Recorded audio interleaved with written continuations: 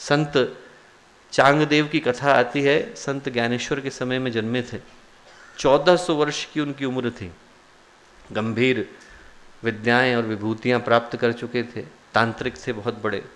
उनका नियम था कि रोज सुबह समाधि में बैठते थे और लोग मुर्दे ला करके रख देते थे। तो जब उनकी आंखें खुलती थीं तो मुर्दों को जिला देते थे और सारे मुर्दे चल करके चले जाते थे। अहंकार बढ़ गया था कि मैं इतना कर सकता हूँ।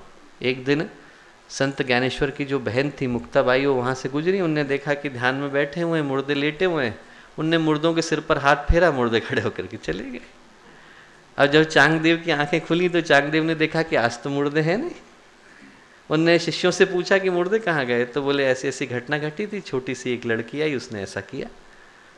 बड़ा आश्चर्य हुआ। उनने ध्यान लगाया, ध्यान लगा करके जाना कि संत ज्ञानेश्वर के नाम में एक विभूति ने जन्म लिया है। तो उन्होंने सोचा कि उनसे मिलना चाहिए।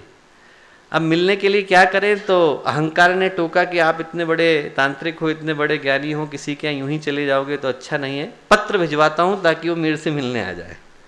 ऐसा समझ करके संत चांगदेव ने पत्र लिखने के लिए बैठे तो उन्होंने सोचा कि मैं इतना बड़ा ज्ञानी हूँ, संत ज्ञानेश्वर को आदरणीय लिखूंगा तो अच्छा नहीं लगेगा। और फिर ये सोचा कि वो भी ज्ञानी है, चिरंजीव लिखूंगा तो भी ठीक नहीं लगेगा। तो उन्होंने क्या किया कि कोरा कागज भेज दिया। कोरा कागज भेजा और जब पत्र मिला तो ज्ञानेश्वर तो मुस्कुराए। मुक्ताबाई बोली, जो पत्र लेकर के आया था, उससे बोली कि 1400 साल समाधि लगाने के बाद भी चांगदेव कोरे के कोरे ही रह गए, कागज भेज दिया है। चांगदेव ने सुना तो चांगदेव के मन में कचोट लगी। बोले मिलने के लिए चलेंगे। अभी अहंकार पूरी तरह से गया नहीं था।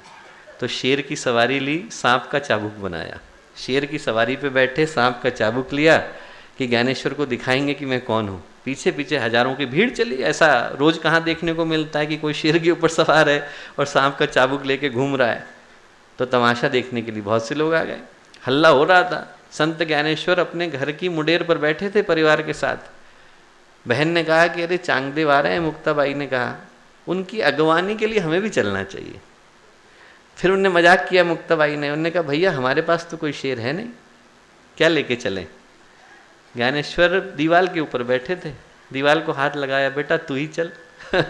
दीवाल उड़ करके चली तो चांगदेव को होश आया कि वो किससे मिल रहे थे। दोस्तों 1400 साल की साधना की यात्रा करने के बावजूद आदमी कोरा रह जाता है। आदमी को होश नहीं आ पाता।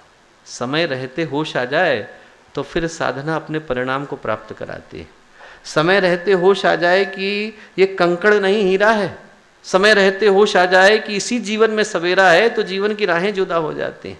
समय रहते जागने का उद्देश्य और समय रहते जागने की यात्रा का नाम नवरात्रि अनुष्ठान है, इसके अलावा और कुछ नहीं।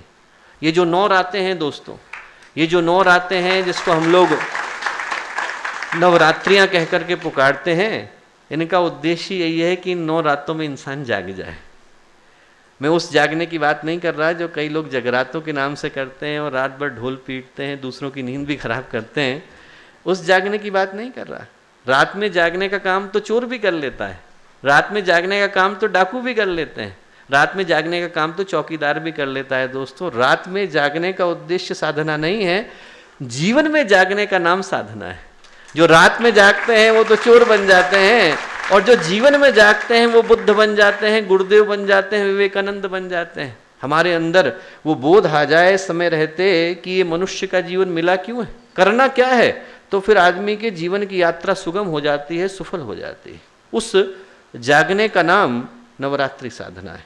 हम लोग सामान्य जीवन में 2 तरह के समयों को देखते हैं। एक तो वो समय है जिसको हम सामान्य कहते हैं, हम सुबह उठे, ब्रश किया, दाढ़ी बनाई, अपने काम पर गए, काम से वापस आए, सब्जी खरीदी, खाना खाया, सो गए, टीवी देखा, ये क्या है? सामान्य समय। पर यदि असामान्य समय हो, भूकंप आ जाए, युद्ध आ जाए, कहीं पर आग लग जाए, बाढ़ आ जाए, तो आदमी सामान्य जीवन के नियमों का पालन नहीं करता है। भूकंप आ गया है और आग लग गई और हम कहें नहीं, हम तो फ्राइडे को मॉल में शॉपिंग के लिए जाते थे, हम तो मॉल में शॉपिंग के लिए जाएंगे, तब कोई नहीं जाएगा।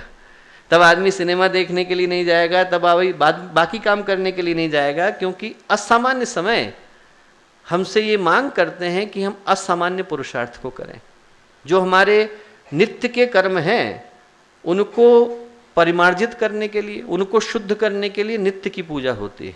पर जो नवरात्रि के अनुष्ठान की पूजा है वो असामान्य समय की असामान्य पूजा है, क्योंकि इन 6 महीनों के अंदर जो कर्म हम लोगों ने एकत्रित कर लिए हैं, उन 6 महीनों के कर्मों को शुद्ध करने के लिए नवरात्रि की व्यवस्था बनाई जाती है। और जब हम एक असाधारण पुरुषार्थ को करते हैं, जब करने के पीछे का उद्देश्य असामान्य है, असाधारण है, तो उस समय में जिस ऊर्जा को जन्म दिया जाता है वो भी असाधारण होती है। और असाधारण ऊर्जा को जन्म देने के लिए व्यक्ति को असाधारण शक्ति को पुकारना पड़ता है। इसीलिए दोस्तों हम लोग माँ गायत्री को पुकारते हैं। सामान्य समय में व्यक्ति सामान्य कर्मों के निराकरण के लिए किसी को भी पुकार सकता है। आदमी के घर में छोटी मोटी तकलीफ आ जाए, हमारे को तत्काल का टिकट बनवाना होगा तो प्रधानमंत्री को थोड़ी फोन करते हैं कि तत्काल का टिकट बनवाना है, जरा प्रधानमंत्री से कहें कि हमारा टिकट बनवा दें। वो काम तो आपका ट्रेवल एजेंट कर देगा। पर यदि राष्ट्र के ऊपर संकट आ जाए तो आदमी प्रधानमंत्री को याद करता है। वैसे ही सामान्य समय में कोई दिक्कत आ जाए तो सामान्य की पूजा से काम चल जाता है, पर जब असामान्य पुरुषार्थ को करना हो तो आप उस शक्ति को पुकारते हैं जिसने पूरे विश्व ब्रह्मांड को जन्म दिया। उसके अतिरिक्त आप किसी और को पुकार नहीं सकते। वो शक्ति इतनी अद्भुत है। हमारे YouTube चैनल को सब्सक्राइब करें और बेल आइकन को दबाएं ताकि आपको नोटिफिकेशंस मिलते रहें।